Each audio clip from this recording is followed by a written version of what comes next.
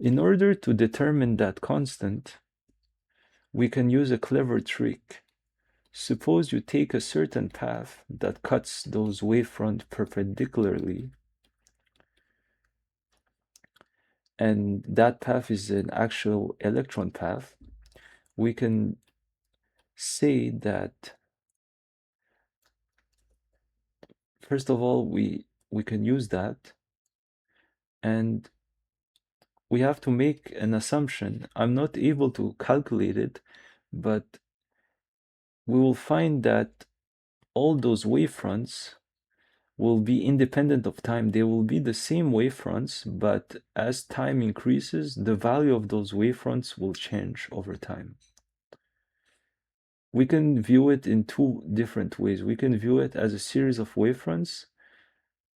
We can view it as a series of wavefront that has a value on it. So C1, C2, C3, C4. And as time increases, we can see that the value of S on each of these wavefronts at a fixed time is those four values, but as time increases, you will see that all those values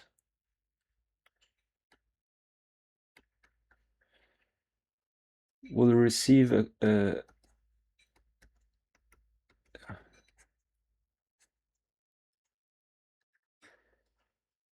so as time increases, the values on those wavefronts will change, but the wavefronts will, like, they still remain surfaces through which the electron path cuts perpendicularly. They still remain the same surfaces, but the value of the action on them, the value of S on them will change as time increases.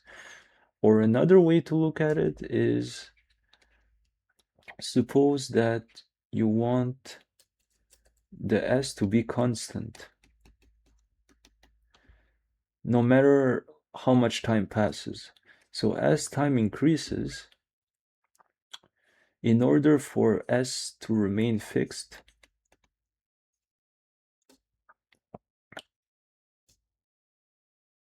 to remain the same value, you will see that as time increases, the wavefront S equals C will move and change shape,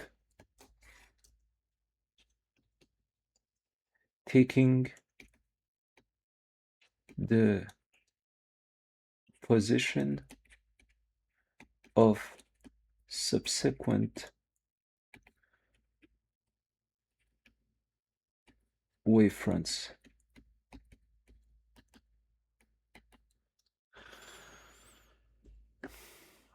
Yeah, so S equals a constant is the same thing as saying that the wavefront will be described by that function. So as time increases, this will change. This value, this variable will increase. And so as V increases, the equation for the wavefront will be different, and the wavefront will, like, take the place of the subsequent one to maintain its constancy. So these are two ways to look at it. We will make the assumption that dw over dx is equal to mx. So what do we mean by that is, suppose you take a point, so let's redraw it. Suppose you have a series of wavefronts and you have electron paths that go through them. You will see that at each point, if you took the partial derivative of the W, if you took the partial derivative at any point, it will give you the momentum at that point of the electron passing through that point. So we have that grad W is equal to the momentum vector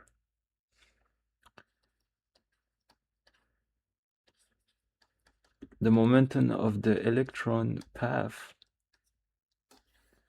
the momentum of the electron path going through XYZ. So this here is the momentum of the electron classically is simply the mass of the electron times the velocity of the electron. So this is an assumption we make. I'm unable to calculate it. I'm unable to prove it to you guys. So that's another thing. So ds over dx is the same as saying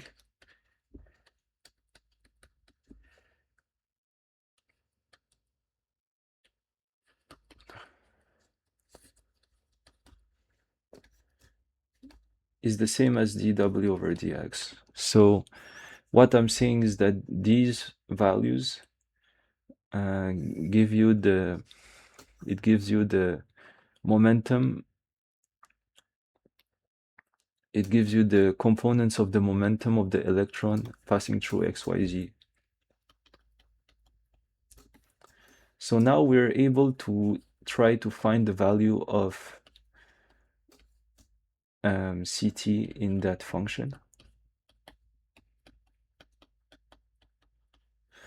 So in order to find it, we'll use a trick. We will write out the path of an electron that goes through those wavefronts perpendicularly. And we know, remember that equation? That equation means that if you take the path of the electron and input it into that function, it will be a function of t.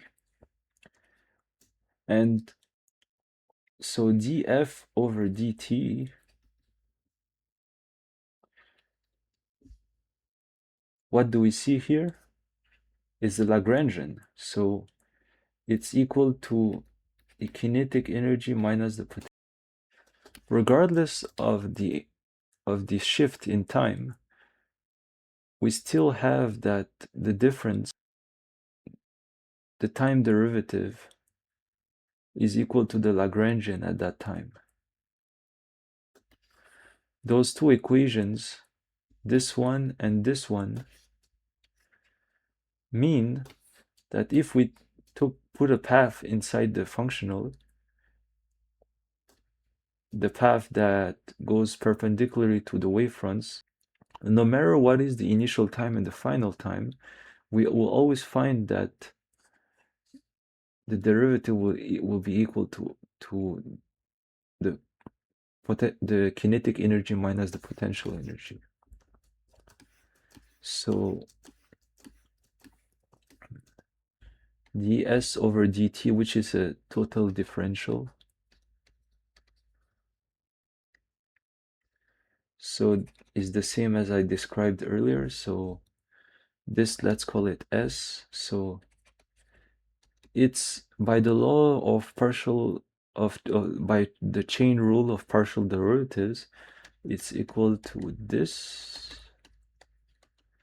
and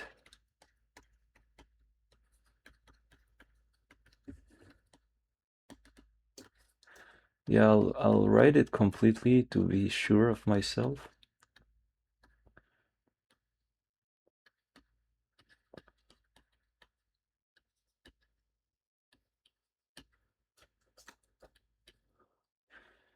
So these are partial derivatives.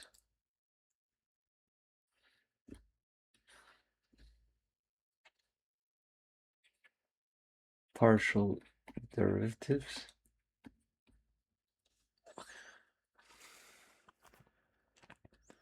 And these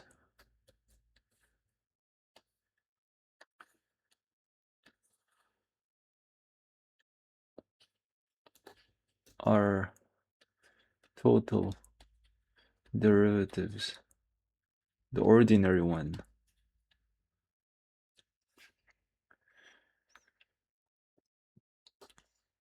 So what do we mean by partial derivative? Is simply treating each variable as independent. But here, the total derivative, it makes all of the internal variables to S dependent on a parameter, which is time. So this here is dependent on a parameter. And the partial derivatives are the derivatives of S treating each of the variables as independent. So partial derivative are derivatives. So it's delta S over delta X, for instance, while keeping the other Y, Z, and T fixed. This is what we call a partial derivative.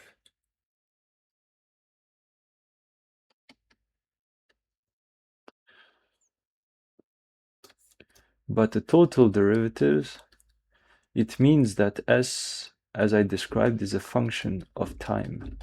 When you make the internal variables dependent on a parameter. And so we know that ds over dt is equal to the Lagrangian. It's equal to the kinetic energy minus the potential energy at a certain time. So yeah, and then I'll try to. So dt over dt is equal to 1. And so this here, as we know, is the partial derivative of s with respect to t is minus c. So what we're trying to do here is we know that, and we also know what are the partial derivatives, and we want to find that value, which is the constant that we couldn't define what it is exactly. So this is equal to kinetic minus potential, and this one is equal to the momentum. It's equal to the momentum of the electron going through that specific point. So going through xt, yt, zt. So this is for a fixed time. And this is a velocity, so it's by definition is a velocity. Similar for the other coordinates. But we know that the momentum of the electron is simply mx. So what we have here is that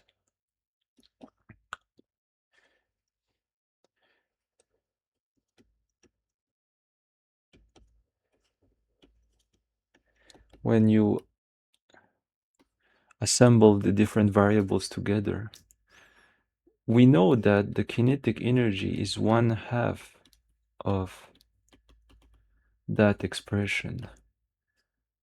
So let's move c to this side and subtract k from that, which will this is equal to 2k. So you have 2k minus k plus b. So c is actually equal to k plus v, which is just the energy of the electron. So we find that, and we already defined the energy to be fixed by assumption for the electron going through the wavefronts. So we now have the full form of that function.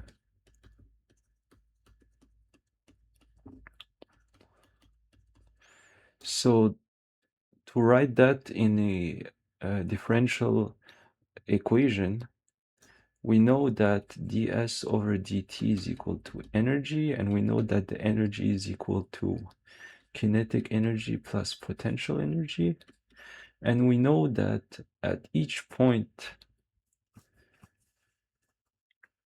in 3D over the wavefronts, we know at each point we can obtain the kinetic energy simply by taking the derivatives, the partial derivatives, which just gives us the momentum. And we know that the kinetic energy is as we know, it's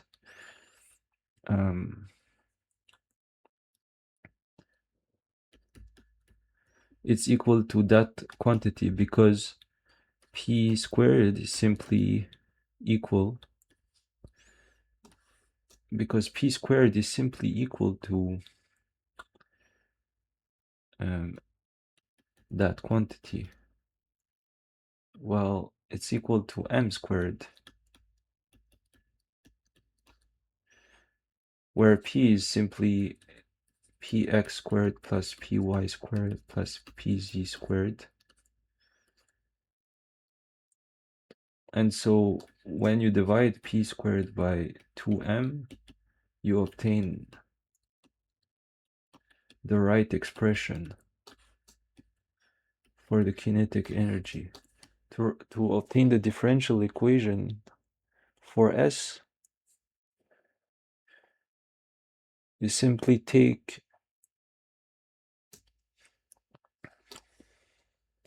these are equal to ds over dx squared plus y squared.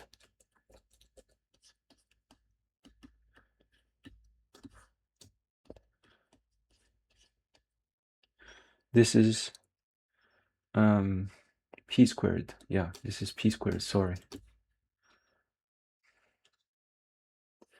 So you have that, well, ds over dt is actually minus e, so it's equal to minus that quantity. So you have the equation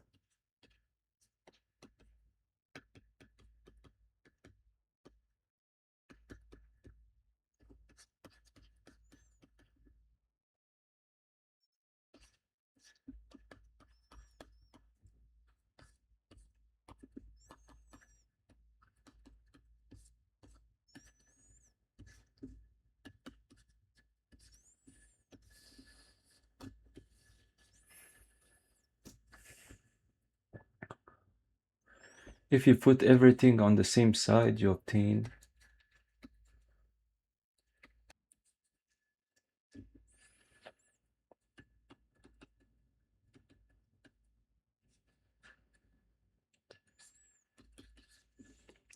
so that full equation, which describes how S varies across space and time with a series of electron paths that are perpendicular to a series of wavefronts of constant S. At each point, you can determine the momentum of the electron simply by taking the partial derivatives. And we want those paths to have a fixed energy, so the S that governs that have to follow that equation, which we call the Hamilton-Jacobi equation. Oh.